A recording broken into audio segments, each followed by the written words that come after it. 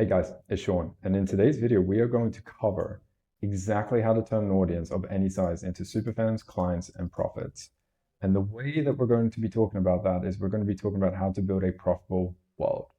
Whether they know it or not, all of your favorite creators, all of the people that have the most market share, the most profits, the most revenue, selling courses, coaching, consulting, mentorship, digital products, all those people that we all look up to, whether they know it or not, are building profitable worlds. And what I want to explain and go through today is how you can build one yourself, what are the components of it, and really, in addition, why and how you want to build a profitable world, why it's better for people to buy your ideas first than your offers, why you need a philosophy and a thesis for your brand, how to create a place people never want to leave, how to build a world that moves stranger to client in a very strategic manner, and really to bring it all together and just show how it all creates superfans, clients, and profits. And so to really start off, I want to create a very simple distinction in your mind. There is the personal brand, and then there is the profitable world. This is part of my philosophy and how I see things. A personal brand is not a bad thing. We're not saying the personal brand is like a terrible thing. It is directionally correct, right? People creating content to get attention so that they can basically get people bought into what they're saying, solving their problems, helping them get outcomes, so that invariably they trust them, so that they buy their stuff. Directionally correct. The problem is that the idea of the personal brand is about viewership.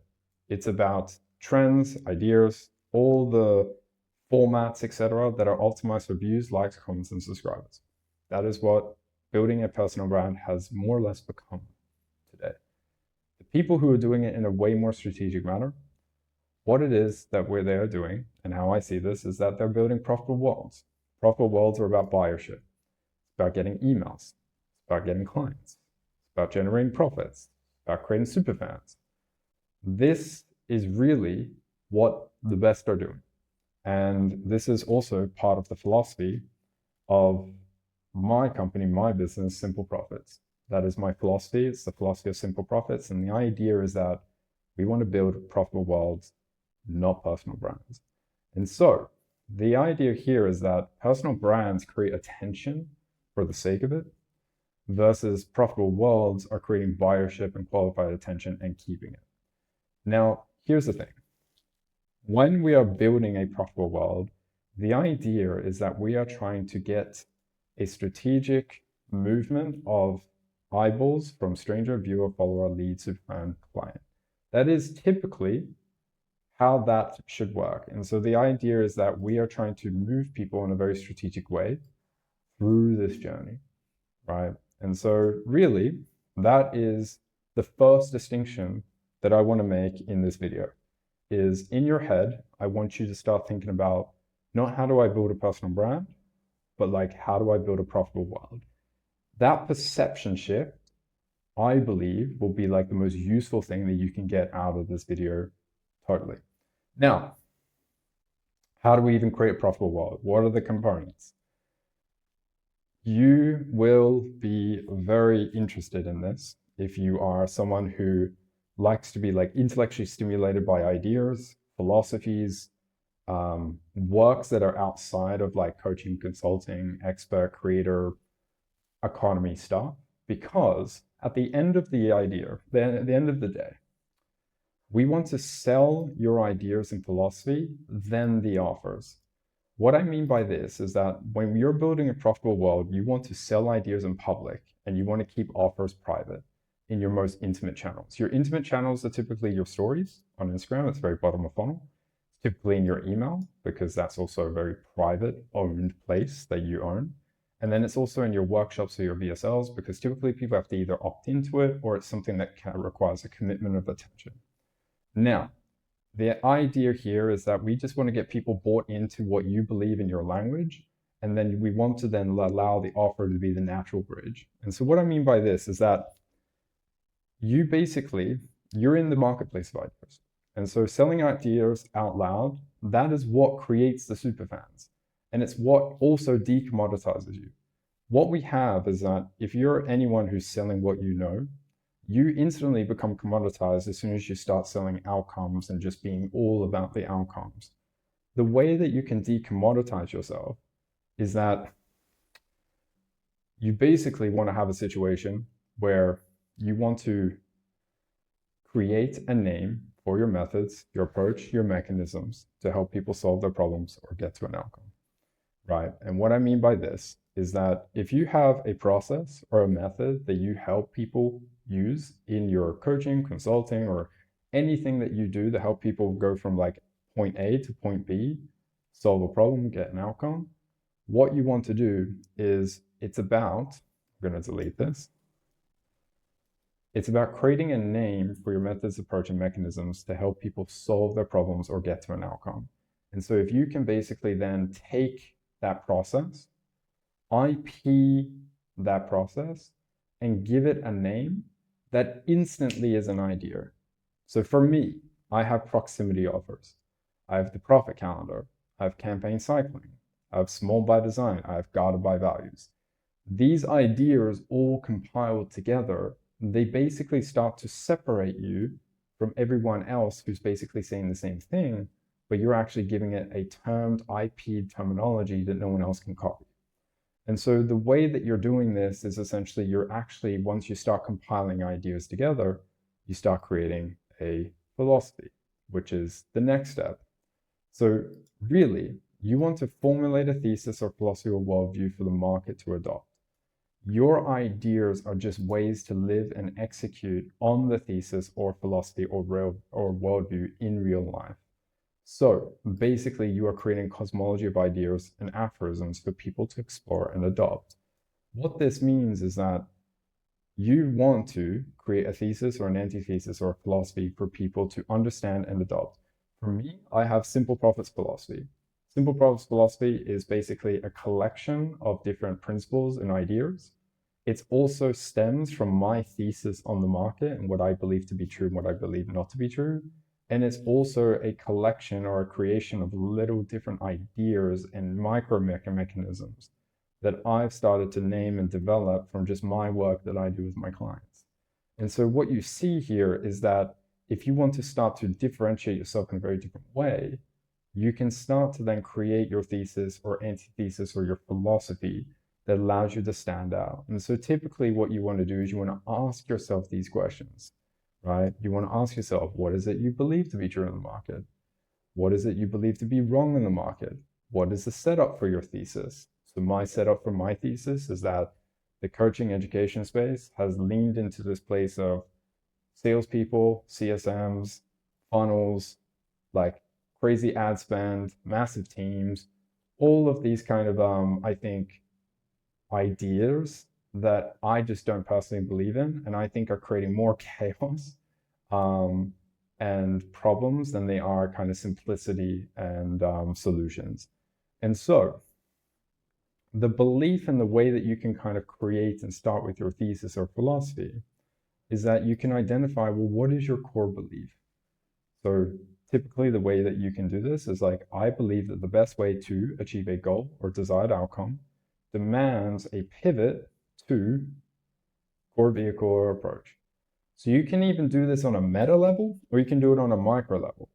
So typically, for example, in this video as an example, I believe the best way to actually go and create clients, fans, and profits and monetize what you know is to pivot to building a profitable world.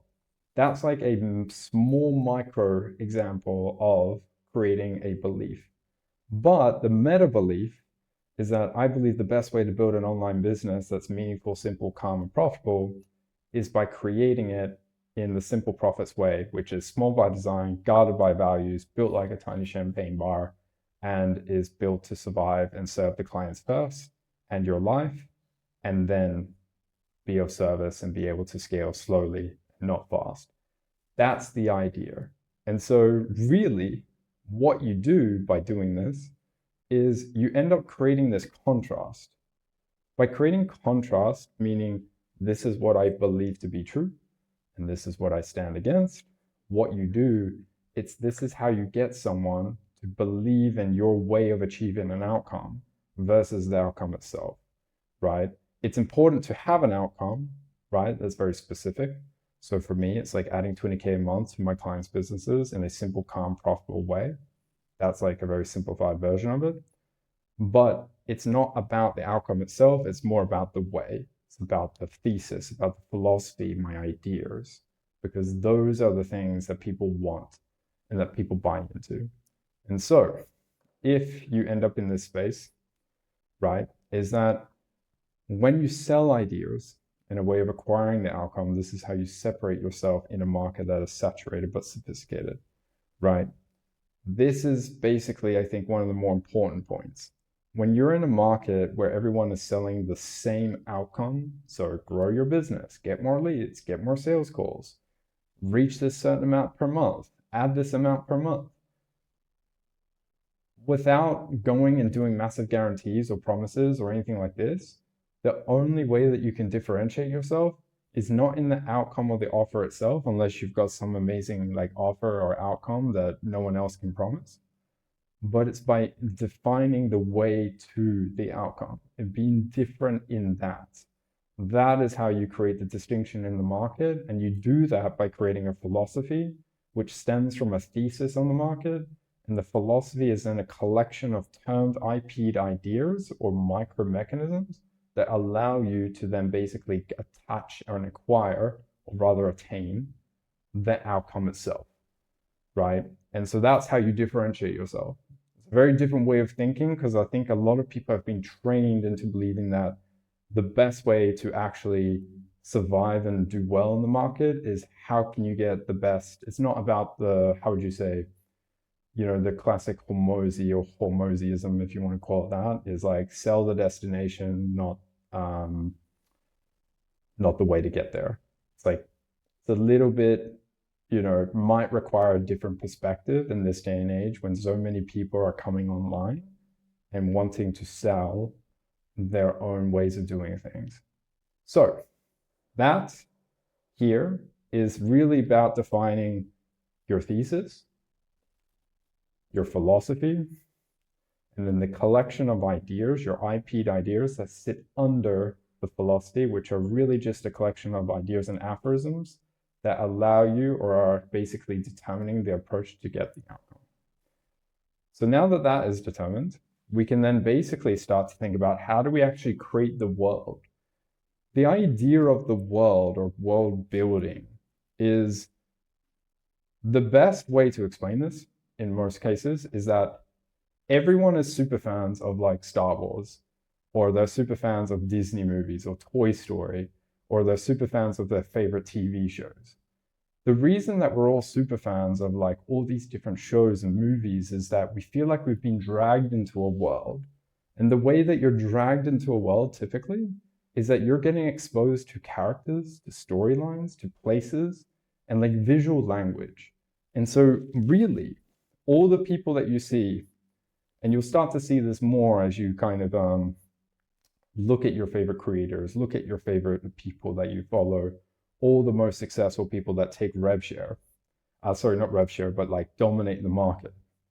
The thing that you end up seeing is that they all are optimizing across having characters, storylines, places, and visual language. It is what allows you to buy into their world, and then you're stuck in their world because you're always wanting to find out what happens next. You're always like, well, what's going to happen? Who's this? Like, you're always finding out new characters. You start to adore new characters, and you're always then following along across the story. And so the way that you can do this is that you want to then define storylines that people can buy into. So for example, for me, my storylines are I built and helped grow 2 big coaching education businesses. Now I'm doing it differently. Another storyline is like, I'm building my business by the philosophy of simple profits, which is this concept of like small by design. I'm also going for $1 million in 3 years. That's a big one. It's very scary, but people want to follow people who lead and be the protagonist. And that's interesting. That's fun.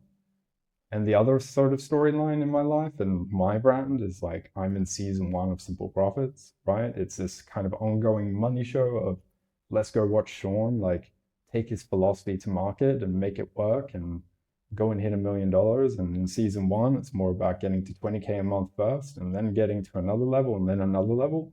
So I'm trying to break my whole entire world into, or my storylines into seasons so that people can buy into the seasons, because that's typically how some of the best TV shows work. It's like season one, season two, season three. You're always like, what's coming next? And then the other things as well is you want to introduce characters into your life. So this is basically sort of in the sense that people want to follow along with characters. They want to buy into characters. They want to know who is in and around your world. And so for me, it's my girlfriend, it's my clients, it's my friends. So these are the people that appear in my world. Another thing that you want to start thinking about is you want to have like defined sets or places you live out your ideas. So as an example, my office, right? This is basically a place or a set that I'm always in. A lot of my content that I create has my office and my screen, and people get to see like where I'm doing my work. I've got my living room, which I'm going to be starting creating content in. I'm also got basically Sydney, because I live in Sydney, so people get to see the water, the coastline. These things sort of appear in my stories. And then I've also got restaurants and hotels, because me and my partner, Melissa, we love really nice restaurants. We love really nice hotels. We both come from families that have like hospitality backgrounds. And so that's just like a passion we have. And so this sort of like inserts itself into all of the storylines, all of the ideas. People also start to get a kind of attached to like what it is that you like, right? So for me, like I kind of have this really weird, excited obsession with AI. And so like a lot of people will see that I post a lot of AI stuff that are kind of like through my stories. So all in all, right, this is really, really cool as well. The other thing that you want to do as well is you want to have this visual language that creates a feeling. This is something that I'm trying to get better at myself, but the idea here is that you want to pick core fonts, you want to pick core colors, and then you want to weave them into your brand so people can then start to recognize when they've entered your world. So for me right now, I've got the Simple Profits design system. So this is something I've created in Claude. It has specific fonts, it has specific colors. It's got lots of different types of shades of different colors so that I can use them in spontaneous ways. And so then when people come into contact with the Simple Profits kind of brand or the brand of Sean, they can start to actually feel like they're part of a world because they start to identify with different colors and stuff. You see this with Hormozi, where it's got the Hormozi acquisition.com, and it's a purple and a white and a black. You can see this even with like Daniel Darlin. He's always in this like kind of like low tone orange because his logo's orange, like, and he's always in his office, which has the orange hue. There's a kind of a visual language that you're like, oh, that's a Daniel Darlin video. So there's a lot of different ways that you can communicate your visual language. But to start, typically what you want to do is you just want to define your core fonts, your core colors, and then also start to like weave them into your content and your like assets and your landing pages so that people feel like they're entering a space. I think someone who does this really, really well actually is Dan Coe. Dan Coe is fantastic at creating the world. When you enter his Substack, which is also another interesting point, right? Substack has the ability for you to change all the different colors and the fonts and everything. Because at the end of the day, when you're in such a marketplace of ideas and writing, people want to be able to visually communicate to people that they've entered a different space, they've entered a different world. And the way people create different worlds there is it's through the visual language, it's through basically the photos that they use in their writings. Dan Coe's got a very definitive visual language that you can see, which is it's the dark, the black. It's this beautiful iconography that you can like see when he writes his articles. It's very kind of it stands out. And so this is part of like helping people come into worlds and its colors and its fonts. So not only is it just the visual language, but you also want to have characters, you want to have storylines. You want to have your defined sets or places that you live out your ideas. And if it's just your office and that's where you are majority of the time, or if it's in your car, like these are completely fine things to do. It's just important that you're cognizant of them so that you can actually integrate them into your brand. I think it's like the most important part.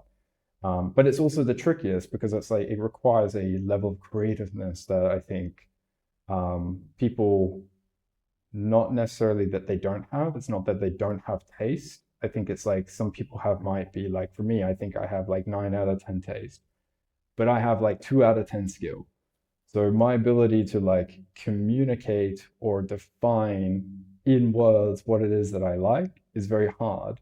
And so it becomes just this like ever increasing process of like refinement when you're trying to create and dress the world and introduce your characters and tell stories and be able to like bring people into it. So I wanted to communicate that because it's actually really important. It's what creates the super fans. It's what creates people's ability to buy into you.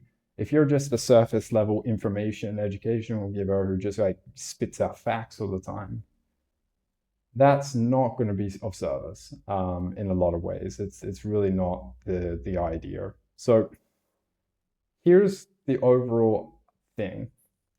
If you have a philosophy and a thesis, and you have a collection of ideas that you've IP'd, and then you start to dress your world with storylines, with real characters, with places, with visual language, then what happens, what's the next thing, is that you want to start creating an ecosystem. And this is basically the way you bring people into your world, and it's how you move them through your world to actually then get to the point of conversion, which is where they want to give you money. And this is where I think a lot of people get caught up because there's different ways of doing it. It can be very dependent on what ticket size that you're selling. It can depend on what market that you're in. But I think the most important part is that the ecosystem, which is your distribution of your content, long form, short form, your emails, your intimate channels, your conversion mechanisms, your landing pages, your sales assets, that is only just an amplification of the foundations, which is your thesis, philosophy, your core IP, your thesis on the market, your world. And if you don't have those things in place and you start to amplify things that are broken, it doesn't work. However, to just think about the ecosystem in general, I want to cover something that I think is very important. There is a lot of people that have this distinguishment between funnels and ecosystems. I am here to tell you that there is no wrong or right. It depends. Really, the idea of a funnel is that it leads with usually direct marketing or direct offerings and promises, because essentially what's happening is people are trying to market to people who don't know who you are, or you're marketing to people who don't know who you are, and you're trying to drag them to the point of conversion super, super quick so that they give you money.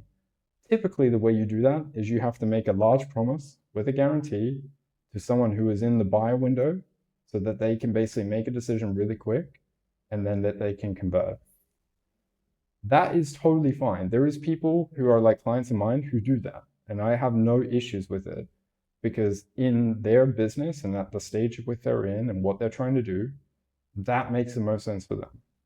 For someone like me, I want to lead with ecosystems.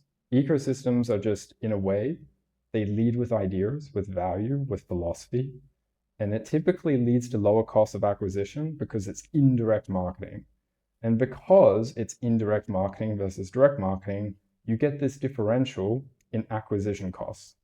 If you are basically trying to get someone who's in their buy window, which is typically a very small percentage of people at any one time, and you're trying to drag them to the point of conversion, it costs a lot to do that. Like there is a high cost of acquisition to do that. If you are using indirect marketing, which is typically content, long form, short form, maybe you use some like profile visit ads to really just like get people into your ecosystem and in your sphere of influence and in your world. Typically your what was I trying to say?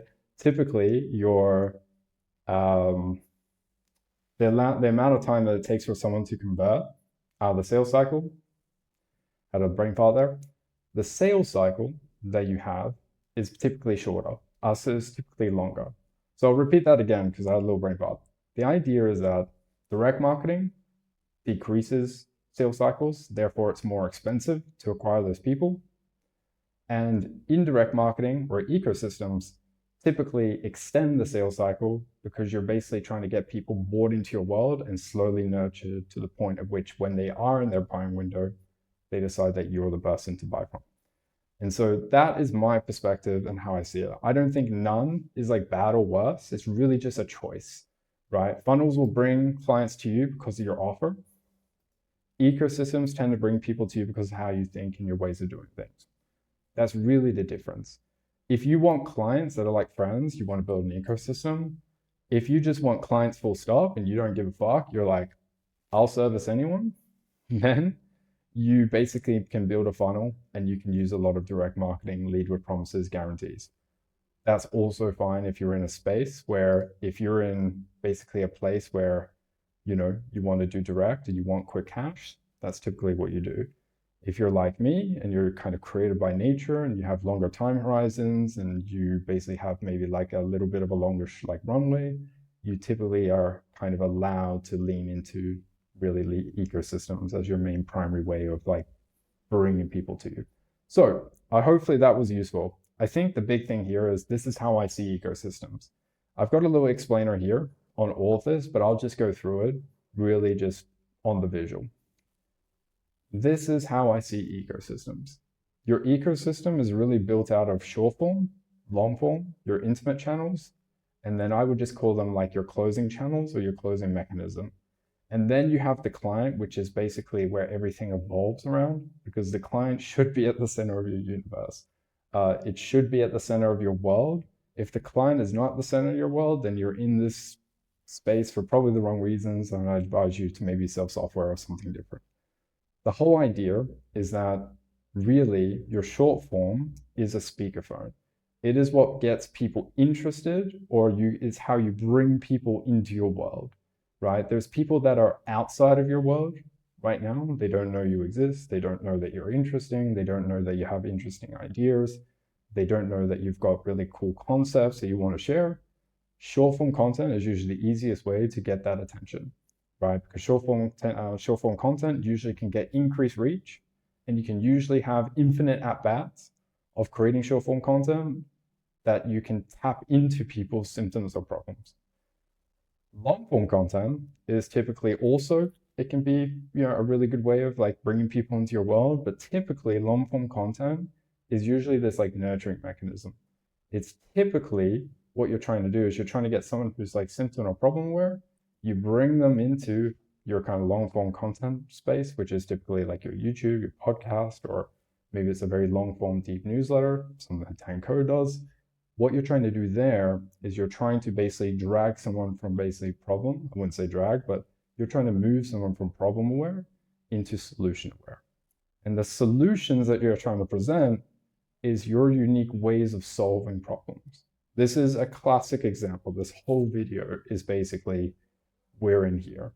And then the next phase for a lot of people is that you want to strategically move people to your intimate channels. So you've got DMs, you've got emails, you've got workshops, you've got VSLs. This is sort of where then your super fans start to hang out, particularly email. Email is like your most owned asset. It's usually where like 1 to 2% of your audience lives. And it's usually sometimes a lot where your, how would you say, your income and revenue will derive from. In a lot of cases as well, once you have people in your intimate channels, you then want to use the appropriate closing mechanism to basically monetize them. Now, in this day and age, we have the offer doc. It's a very new thing. It's for people who basically, it's typically for more sophisticated audiences. So it's essentially, instead of having a sales call where you ask questions, you qualify someone, you see if like they're the right fit, and then you tell them what the program does, you basically let the content do the qualifying, let the content allow people to understand what it is that you're about and how you think, and then you allow the offer doc to just basically do everything from the pitch onwards. The pitch is basically like, here's my promise, here's how it works, this is what you get, this is how much it costs, and this is like the terms and conditions. And Here's how many spots and when you need to make a decision. That's what the offer doc is now. But people still use sales calls. And then for landing pages, typically it's for short form. Sorry, not short form, it's usually low ticket. So low ticket products, digital products, cohorts, things that can be purchased off a page. Usually these are like $1,500 or less. And then you've got your client. The big thing here is that if you want to strategically utilize this whole entire mechanism, what you want to do is you want to create cornerstone content, which is derived from your client. This is a big thing that I think is huge. If you can take your client and the work that you do with your clients, and you can basically then start to create cornerstone content that derives from the insights and the ideas and the work that you do with your clients, and then use that as a way to then basically create reels, carousels, posts, and clips. This allows you to create from the inside out. It's basically a waterfall, a content waterfall, if you will, that is actually comes from the deepest source of where the problems and the outcomes that like are truly mattering, versus trying to create content and ideas from like the ether.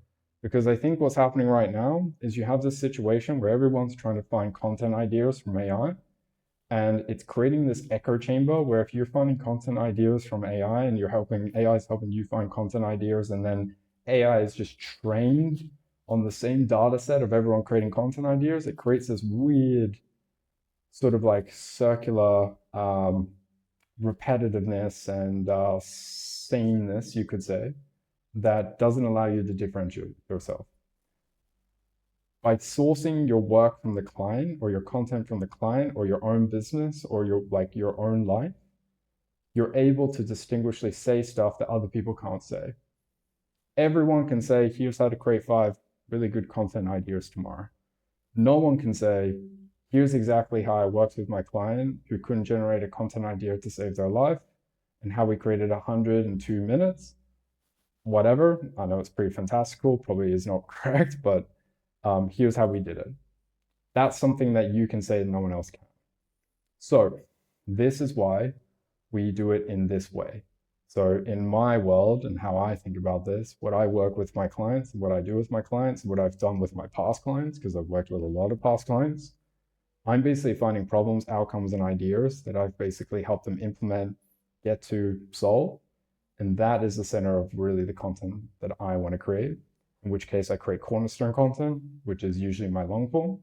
And my long form can then be clipped into short form. And then we're in this really nice place.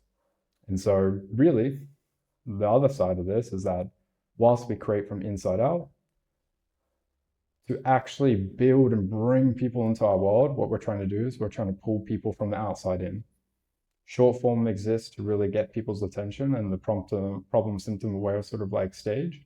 We're then using long form content to really get them from sort of this idea of problem symptom aware to now solution aware, your unique ways of solving problems. So this is like your ideas. This is like your named IP'd ideas, your philosophy, your thesis. And then you're leading them into more intimate channels where you can kind of nurture them, expose them to offers and to ideas that are a little bit more developed. And then you have your closing mechanisms, which are really just what is it that enables them to actually give you money, right? And so this here is the strategic nature of building an ecosystem. It can look different in different ways. There's different terminologies. You'll probably go and see a lot of different ways that this is built. But this kind of covers, essentially, when you're thinking about a content ecosystem that amplifies the world, this is at least my approach and how I think about it. So we've already kind of covered this, right? It's built from top down. It's one core long form piece, the source, which is newsletter, YouTube, or podcast. The idea is that you're building a body of work that people can binge. So the idea is that your long form content is like an asset library, long form newsletter, like a Dan Code potentially. You can also have like your podcast or a YouTube. These are like really good forms of like long form content. And then basically the idea is that you're trying to contextually distribute. This is an important thing that I'll actually cover. Contextual distribution really is what you're trying to do is that you're trying to break down your cornerstone content and you're not wanting to just copy and paste it everywhere on the internet that just you think is appropriate, particularly when it comes to short form content. What you're trying to do is you're trying to do contextual distribution. What contextual distribution is when you break the core down, you reform it for each platform's native high-performing formats. This is not about clipping and spraying. That is not the good thing to do. You basically want to take clips or excerpts from your long form, and you want to basically then repurpose it. For me, for example, I clip my YouTube videos. I then use the black space above to basically create a visual hook. And that's like a native format for Instagram that a lot of people do. Another thing that I'm going to be doing is I'm just going to be taking ideas that I cover in my YouTube videos, and I'm just going to create talking head reels where I create a raw kind of explanation of different ideas that I explain, or problems or sources of outcomes that people want to know about from my YouTube videos. But I do it in a contextual manner, which is Instagram raw talking head reels, because that's a contextual way of delivering content on that platform. So that's a big, big part. So we've already covered all this. This is like massive. Now let's talk about clients' profit and cash, because that is why we're here. The idea is that the ecosystem's job is really what we're trying to do is move people from stranger, the follower, the superfan, the client. The selling is already happening because you're basically trying to get people to buy into your ideas, your philosophy, and your world is selling people on these things through your content, right? And what you're trying to do is you're trying to liquidate all the equity that someone has built, or the perceived equity that someone has in you. You're trying to liquidate that so that you can monetize them. And so the idea is that they bought the idea weeks ago, and the offer is just giving them a yes or somewhere to land. And so the idea is that how you actually bring people to become clients, profits, and cash is that you are essentially trying to sell them a worldview. You're trying to get them bought into ideas. And then there will be a point of conversion where you make an offer, typically in your intimate channels, because you've strategically led them there through like indirect or direct CTAs. And that is where people will then start to convert. And so what you want to do is you want to move people into your intimate channels, which is your email, your DMs, your workshop, your VSLs, because that is where the point of conversion happens, right? And typically the way you can do this is you can do something like campaign cycling. So at the first 1 to 5 days of the beginning of the month, you might basically want to go and drive interest for your high ticket, scalable consulting, coaching, one-to-one, done for you, done with you offers, because you will have scarcity. You're like, hey, this is coming up. I have 3 spots. Let's do this. And then in the middle, you might be promoting just your standard, let's say, group coaching program. And then at the end, you'll promote a workshop, let's say as an example, where you get people to join the workshop, and then you're basically trying to sell them into your high ticket, work with me, done with you, one-to-one setup. So campaign cycling just allows you to use spaces in the month to cycle through different offers that have varying different proximity to you. So I just have one offer right now because the season that I'm in, I only need one offer. But if I was to campaign cycle appropriately, I would basically be trying to get people at the end of the beginning of the month.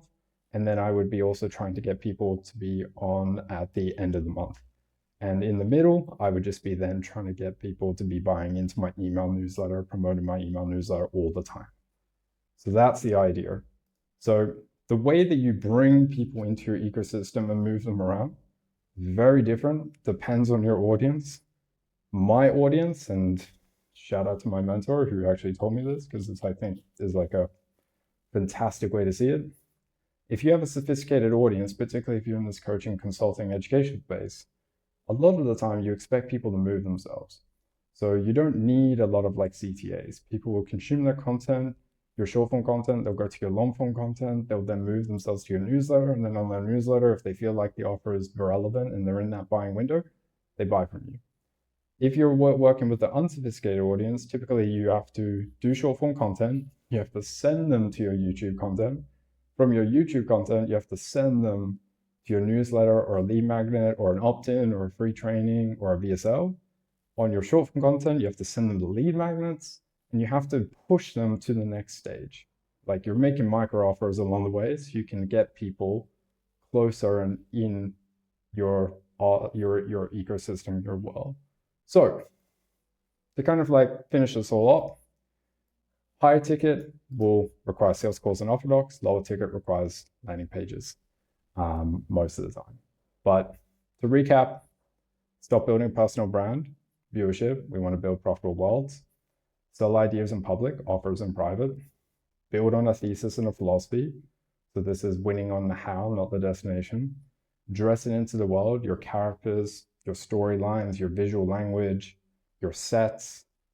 Build it in two directions. So you basically want to create from the inside out, from your clients outwards, and then you want to pull people from outside in, short form, long form, intimate channels, closing mechanisms. Then you basically want to let the world pre-sell people, and then basically people giving you money is really just a formality. And then if you can liquidate the equity, so you can like start to cycle and limit spots and actually make direct offers in your most intimate channels, stories, email, workshops, that is how you start to liquidate the equity and the idea of people buying into your stuff and your worldview. So if you want the document, it'll be in the description below. I have a newsletter. You should definitely join it. It's really great. It's basically me just sharing practical frameworks, stories, insights from just my journey and what I'm doing to really build my business to $1 million a year. And if that's interesting to you, you can go to my newsletter. And if you like anything that I have to say and you want to explore working with me, or you just want my perspective on something that's happening in your business, you can DM me simple or just send me a message on Instagram at this handle, and I'll always get back to you. Even if you have a small question or you want my POV on things, I'm always happy to shoot a quick few voice notes and get you started and get you ripping, even if it's anything to do with this. But thanks for listening, and I'll see you in the next one. Cheers.